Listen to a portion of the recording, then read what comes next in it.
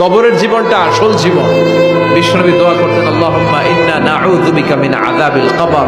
আল্লাহ, আমি আপনার কাছে কবরের আযাব থেকে পানাহ চাই, কবরের আযাব থেকে বাঁচতে চাই। এই কবরের মধ্যে অনেক ফিতনা হবে, অনেক সুয়াল হবে। কবরে প্রশ্ন আছে না নাই? কথা বলেন। প্রথম প্রশ্ন জিজ্ঞেস করা হবে, মার রব্বুক, তোমার রব কে? বলেন, আমাদের রব কে? ওয়া মা দীনুক, তোমার ধর্ম কি? বিষ্ণুবীর চেহারা দেখিয়ে বলা হবে, তারিফু মান হাযার রাজুল, এই লোকটারে চিনো? আমরা কি বলবো? আমরা চিনি, উনি আমাদের প্রিয় রাসূল মুহাম্মদুর রাসূলুল্লাহ সাল্লাল্লাহু আলাইহি ওয়াসাল্লাম। এরপরে জিজ্ঞেস করা হবে, এগুলো কোত্থেকে শিখলা? আমরা বলবো, কোরআন থেকে।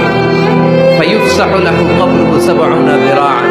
সুন্দর সুন্দর উত্তর করতে পারলে আপনার কবরটারে ৭০ হাত লম্বা করে দেয়া হবে। ইফতাহু লাহু বাবুন ইলাল জান্নাহ, জান্নাতের দিকে একটা দরজা লাগিয়ে